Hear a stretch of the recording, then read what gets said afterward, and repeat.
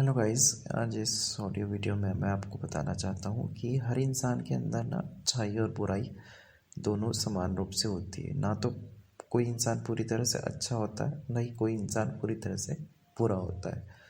यह हमारे ऊपर डिपेंड करता है कि हम कौन सी क्वालिटी को ज़्यादा अपने ऊपर रखते हैं, ज़्यादा उसका यूज़ में लाते हैं। ठीक है, इसका एक उदाहरण से समझिए। ठीक है, जैसे किसी एक सभ्य इंसान है। ठीक है, जब हम इस समाज में रहते हैं तो हमको हर तरीके के इंसान मिलते हैं, हर तरीके का एनवायरनमेंट मिलता है। ठीक है, तो उस एनवायरनमेंट से हम हमारे अंदर जो भी चीज़ें हमारे अंदर हमारे सबकॉन्शियस माइंड के अंदर आती हैं, जो भी हम सीखते हैं अपने एनवायरनमेंट से सीखते हैं, अपनी अपब्रिंगिंग से सीखते हैं।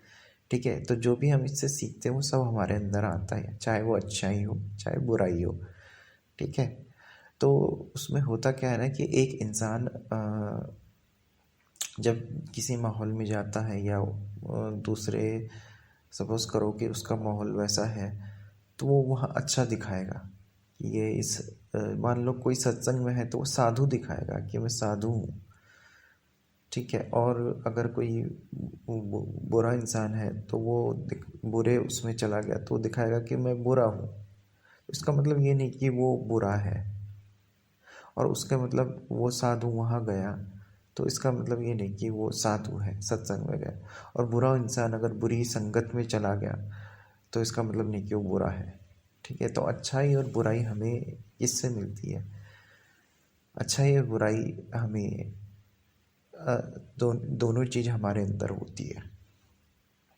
ठीक है, तो ये हम दिखाते हैं, ये डिपेंड करता है पर्सन टू पर्सन। जैसे किसी इन्वायरमेंट में हम हैं, वहाँ हम दिखाएंगे कि हम साधु हैं।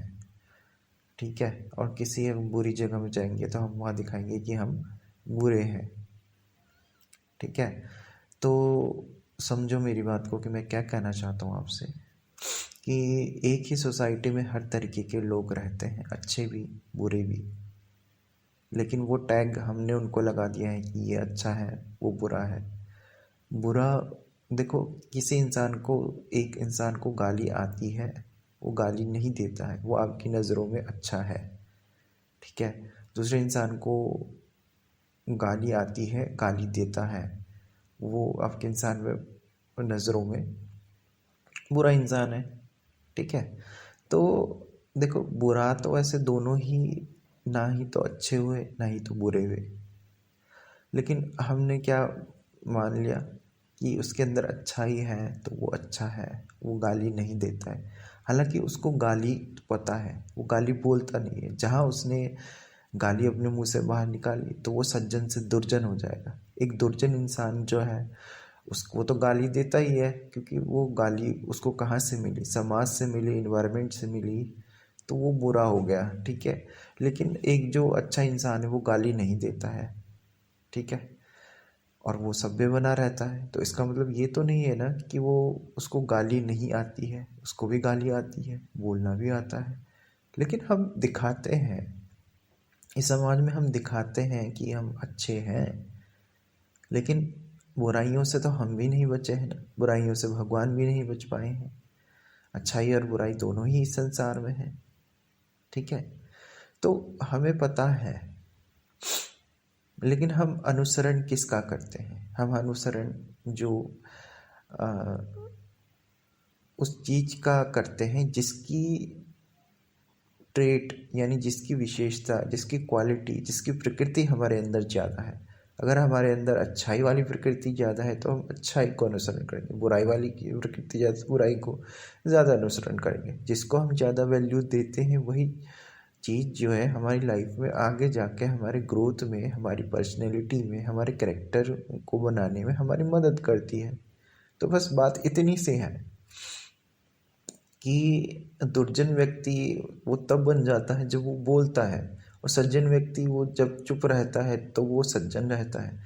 बस यही अंतर है चुप रहने का और बोलने का। लेकिन इसका मतलब ये नहीं है कि इंसान में बुराई नहीं है और इस अच्छाई नहीं है, और बुरे इंसान में अच्छाई नहीं है और अच्छे इंसान में बुराई नहीं है। दोनों में समान रूप से है। बस अगर ये चीज़ हम समझ लें दुनिया में, तो हम जो है ना कि ये जो अच्छाई बुराई सही गलत पाप पुण्य, ये जो डेफिनेशंस हैं, इनकी डेफिनेशंस बदल जाएंगी अगर इस चीज़ को हम अच्छे से समझ जाए, जैसे मैंने आपको समझाया है। ठीक है, तो ये जो है हमारे एनवायरनमेंट से आती हैं, हमारी सोसाइटी से आती हैं। ठीक है, तो ये एक समझने वाली चीज़ है, एक बहुत ही सुंदर मुद्दा है हमारे जीवन का, कि जो जिस पहलू को हम सबको समझना चाहिए, बस यही मैं आपको समझाना चाहता था।